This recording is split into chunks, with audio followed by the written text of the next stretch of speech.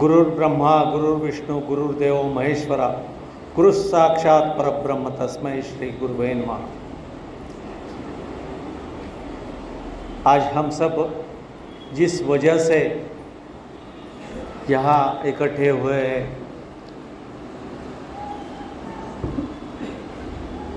इसकी वजह हमारे सबके प्यारे आदरणीय दादा साहब है। आज उनका जन्मदिन है। सबसे पहले मैं उनको उनके जन्मदिन की बधाई देता हूँ और उनके दीर्घायु आरोग्य के लिए भगवान से प्रार्थना करता हूँ। आदरणीय मंच, हमारे सत्र की अध्यक्षा, मेरे सहयोगी व्याख्याता, थोड़ा सा मन में कुछ चल रहा था। सब मेरी बहना बैठी थी, मैं अकेला बैठा था, लेकिन चाय से पहले इन्हीं बहनों ने मुझे स्विच वर्ड दिया था। मुझे बोले आपका नाम क्या है? मैं बोला प्रसन्न नंबड़े। किसी ने भी आपको पूछा कैसे हो, तुम खाली यही बोलना प्रसन्न। इसलिए थोड़ा अभी मैं प्रसन्न होके इधर खड़ा हो पाया हूँ। मेरा जो विषय है वास्तु और पाप ग्रह। सही बोले तो पाप ग्रह किनको कहना चाहिए और किनको नहीं, इसके ऊपर भी थोड़ी ज़्यादा खोज होनी चाहिए, ऐसा मुझे लगता है। जब भी हम वास्तु के बारे में सोचते हैं तो मुझे ऐसा लगता है वास्तु बाद में देखे, पहले जिस व्यक्ति की वास्तु है उस व्यक्ति की कुंडली देखो, उसके कुंडली से वास्तु कैसी है इसका पता हमें लग जाता है। ऐसा नहीं है कि सभी पाप ग्रह है इसलिए वास्तु खराब होती है, ऐसा भी नहीं है। देखो, सभी ग्रहों में गुरु को एक वरदान मिला है या शाप मुझे नहीं मालूम, लेकिन कैसे कहते हैं गुरु जिधर जाता है उधर नाश करता है और जिस दृष्टि से देखता है उसका सर्वतोपरि अच्छा करता है। यानी कि हमारा जो 4th हाउस है, चौथा घर कुंडली का, उसमें अगर गुरु है तो इसका मतलब हम क्या कहेंगे? वो हमारे वास्तु का खाना है, चौथा घर। तो अगर इसमें ही गुरु बैठा है तो हमारी वास्तु कैसी रहेगी, इसके ऊपर भी थोड़ा सा ज़्यादा मंथन होने की ज़रूरत है। आजकल हम क्या कर रहे हैं, खाली जो पाप ग्रह जिन्हें बोलते हैं, सही में तो वो पाप ग्रह है ही नहीं। राहु भी शेयर मार्केट में सबसे अच्छा काम करता है, वो पाप ग्रह कैसा होगा? रवि, शनि, इनको पाप ग्रह क्यों बोलते हैं मुझे आज तक नहीं समझ आया। हर एक ग्रह अच्छा और बुरा दोनों फल देने में सक्षम रहते हैं। वो आपके कुंडली में जैसे है वैसा आपको फल देते हैं। वास्तु में अगर देखा जाए तो भी रवि शनि इनकी युति, रवि राहु इनकी युति या रवि केतु इनकी युति, ये जो है ये आपके वास्तु को कुछ ना कुछ थोड़ा सा डिस्टर्ब करती है। और ये कैसे डिस्टर्ब करती है ये भी देखना ज़रूरी है। 2 तरह के दोष वास्तु को लगते हैं। उसमें पहला भाग जो है वो वास्तु के नीचे होने वाली भूमि का, और उसके बाद उसके भूमि के ऊपर बनने वाले मकान का या वास्तु का। और दूसरी बात, जो दोष उस वास्तु में वास्तव्य करता है उसकी वजह से उस वास्तु को लगने वाले दोष, इन दोनों का विचार हमें करना चाहिए। ऐसा कभी नहीं होता कि खाली वास्तु इसी वजह से खराब है या दोषपूर्ण है। वास्तु अच्छी है, लेकिन उसमें रहने वाला, उस वास्तु का मालिक, अगर उसकी कुंडली दोषपूर्ण है तो वो भी इस वास्तु को दोष लगाना शुरू करती है और आगे जाके इस वास्तु के दोष बढ़ने को ज़्यादा मदद मिलती है। ऐसा आज तक मैंने जो अभ्यास किया है उसमें मुझे दिख रहा है। अभी वास्तु के दोष में सबसे ज़्यादा काम करने वाला कौन है? तो राहु है। लेकिन राहु अकेला नहीं है, राहु के साथ केतु भी है। जब भी चंद्र के साथ लग्न में हमारे राशि स्वामी के साथ जब राहु जैसा ग्रह आता है या केतु जैसा ग्रह आता है तो हम इसके बारे में कैसे पता लगा सकते हैं? ये हमारी सोच है। ये हम कुंडली देख के उसके ऊपर क्या विचार करते हैं, ये हमारी सोच है। हम सहज कहते हैं राहु है तो यह आपका अपनी खानदान का दोष है, केतु है तो खानदान का दोष है, ये तीसरी पीढ़ी का है, ये चौथी पीढ़ी का है, ऐसा हम बोलते हैं। लेकिन जिन लोगों के कुंडली में ऐसा दोष रहता है, वो दोष खाली उनको नहीं लगता, वो जिस वास्तु में रहते हैं उस वास्तु को वो दोष लगना शुरू हो जाता है। और कई साल बाद अगर हम देखा जाए, ज़्यादा भी नहीं, 5-10 साल के बाद अगर हम देखें तो वो वास्तु अपने आप दूषित हो जाती है। और ऐसे वास्तु में आप गए तो आपको अंदर जाने के पहले से ही कुछ ऐसे निगेटिव वाइब्स आना शुरू होता है कि आपको लगता है इस वास्तु में मैं क्यों जा रहा हूँ, किस लिए जा रहा हूँ, नहीं गया तो अच्छा होगा। हम अनेकों बार वास्तु देखने के लिए जाते हैं तो पहले उनकी कुंडली लेते हैं और बाद में देखते हैं और बाद में बोलते हैं उनको कि हम आपकी कुंडली देखने के बाद आपकी वास्तु चेक करने के लिए आएंगे, क्योंकि सच में उसके कुंडली में जो है वही उसके वास्तु में पाया जाता है। ये तो एक बात है। लेकिन मैंने जो पहले बोला गुरु है तो क्या होगा, शनि राहु, रवि राहु, शनि रवि ऐसे ग्रह है तो क्या होगा? तो देखो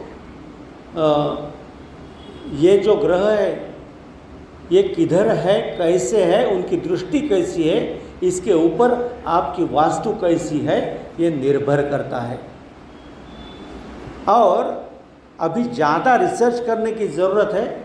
वो आगे के जो 3 ग्रह है, हर्षल, नेपच्यून और प्लूटो, इनके ऊपर ज़्यादा रिसर्च करने की, ज़्यादा अभ्यास करने की ज़रूरत है।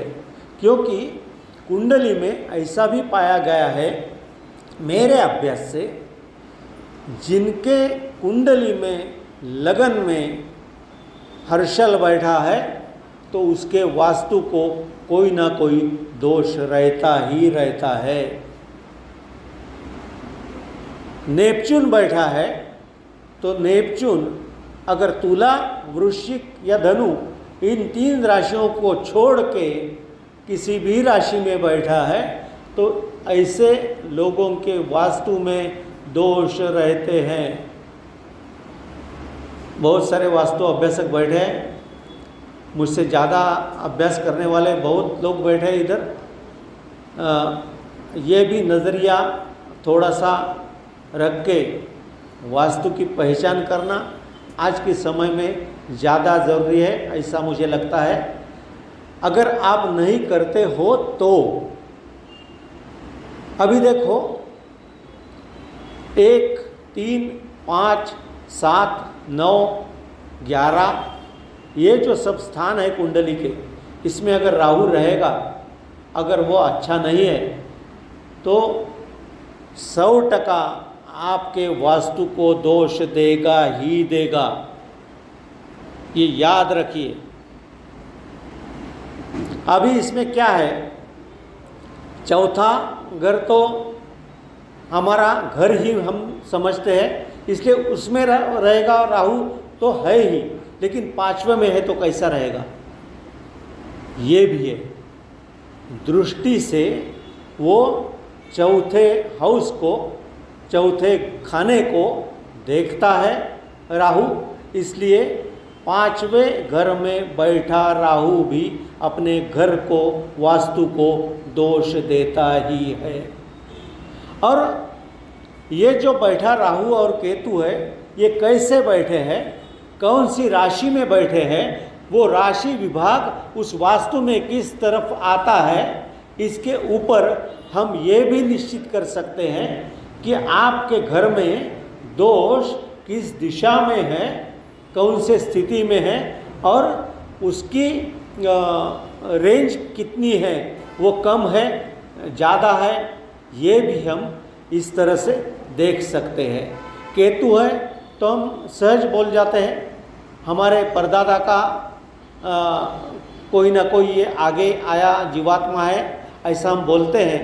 और बहुत से लोगों को हम देखें तो उनके शरीर पे कोई ना कोई उसका एक दाग हर रहता ही है, वैसा दाग वास्तु को भी रहता है, ये बात ध्यान में लीजिए। अगर ऐसी बात है तो ऐसे लोगों की वास्तु भी बिगड़ी हुई होती ही है। एक बार हमें नज़र डाल के वो वास्तु कैसी है ये देखने की ज़रूरत हमको तभी होती है जब हम उसकी कुंडली की अच्छी पहचान कर लेते हैं। उसकी कुंडली देख के हम बोल सकते हैं कि इसी वजह से ये आपकी वास्तु ऐसी ऐसी जगह में और ऐसी ऐसी स्थिति में थोड़ी सी दूषित या बाधित हो गई है और इसको हमें सुधारना होगा।